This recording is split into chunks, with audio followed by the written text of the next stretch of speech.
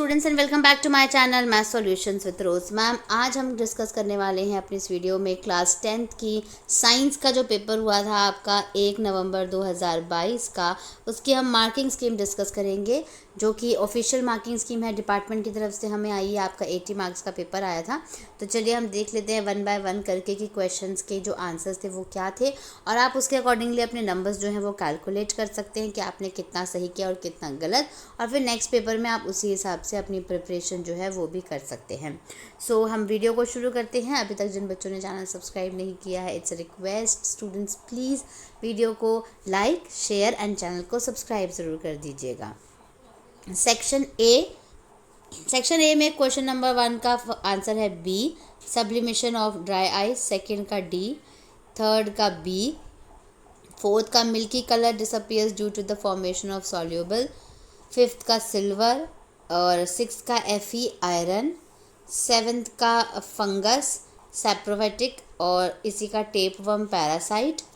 और इसका जो ऑप्शन वाला क्वेश्चन था चॉइस वाला, ए का वेन्स, बी का आर्टरीज। क्वेश्चन नंबर 8 में इसका आंसर है बी, प्रोड्यूसर्स। 9th का वर्चुअल। उसके बाद क्वेश्चन नंबर 10th का 1/v plus 1/u is equal to 1/f, और सेकेंड ऑप्शन वाले क्वेश्चन का 1/f reciprocal of focal length in मियर।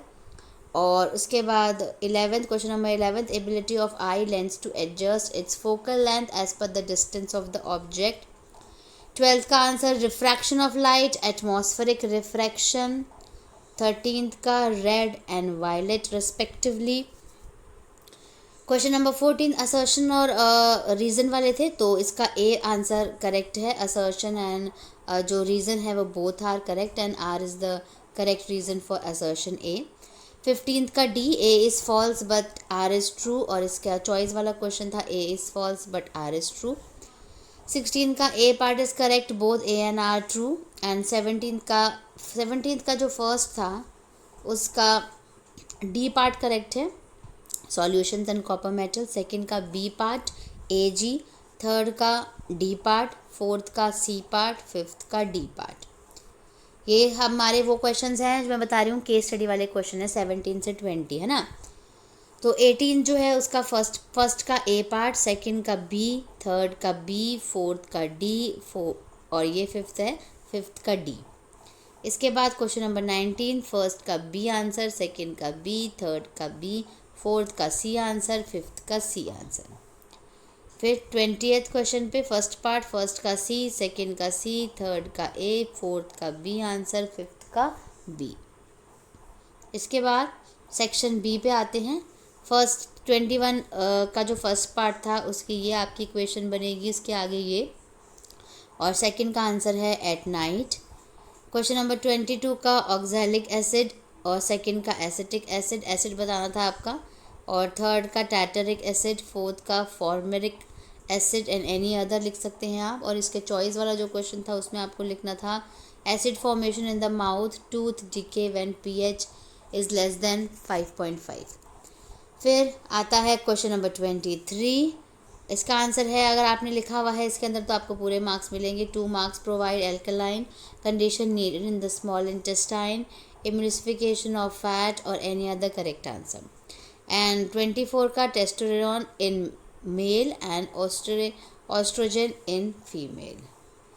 फिर क्वेश्चन नंबर 25 जो है इसका आंसर है as this helps in effective treatment and disposal of these wastes. 26 का आंसर है between its P and F virtual and erect, between its F and C real and inverted. फिर section C पे आते हैं, तो जिसमें question number 27 में आपकी इस तरीके की इक्वेशन बनेगी। Highly exothermic displacement reaction use to join railway tracks और क्रैक्ड मशीन पार्ट्स, और इसका जो ऑप्शन वाला क्वेश्चन था चॉइस वाला, उसका ए पार्ट का आंसर है और बी पार्ट का आंसर है, ठीक है। इसके बाद हम चलते हैं क्वेश्चन नंबर 28 पे। 28 में फर्स्ट का आंसर, ये पूरा का पूरा फर्स्ट का आंसर है, और ये बी का आंसर है calcium ion and sulphide ion. इसके जो चॉइस वाला क्वेश्चन था उसमें फर्स्ट का आंसर है nitric acid is a strong oxidising agent when aluminium is dipped in it forms aluminium oxide which further prevents reaction of aluminium. Second का है calcium magnesium most reactive metals readily reacts with atmospheric oxygen and other gases. इसके बाद question number 29 का answer है first point, it kills the bacteria ingested with food. Second, activates pepsin which acids in digestion of protein. Third, facilitation of absorption of food. और आप कोई और any other use लिखा होगा तो उसके मार्क्स भी आपको मिल जाएंगे। क्वेश्चन नंबर 30 का first part, carbon dioxide. Second, excess water produce during respiration, एन आ जाएगा, इधर आई नहीं आएगा। Third, nitrogenous compounds. 31 का करेक्ट लेबल बनाया होगा, रे डायग्राम बनाया होगा तो आपको 3 मार्क्स मिल जाएंगे। 32 का आपको ये वाला जो है इक्वेशन यूज़ करनी है, फिर पोजीशन और साइज़ बताना है, नेचर बताना है और उसके बाद एच डैश की वैल्यू निकालनी है। क्वेश्चन नंबर 33 में रे डायग्राम बनाया होगा तो 1 मार्क्स आपको मिल जाएंगे, एक्सप्लेनेशन लिखी होगी सही तो 2 मार्क्स मिल जाएंगे।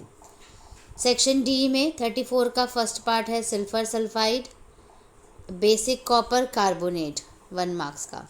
2 मार्क्स का सेकंड पार्ट है method of protecting steel and iron from rusting by coating them with the thin layer of zinc. Third, a homogeneous mixture of 2 और मोर मेटल्स और a metal and non metal, example stainless steel. और steel है, ये T लिखा हुआ, stainless steel, iron, nickel and chromium और any other example.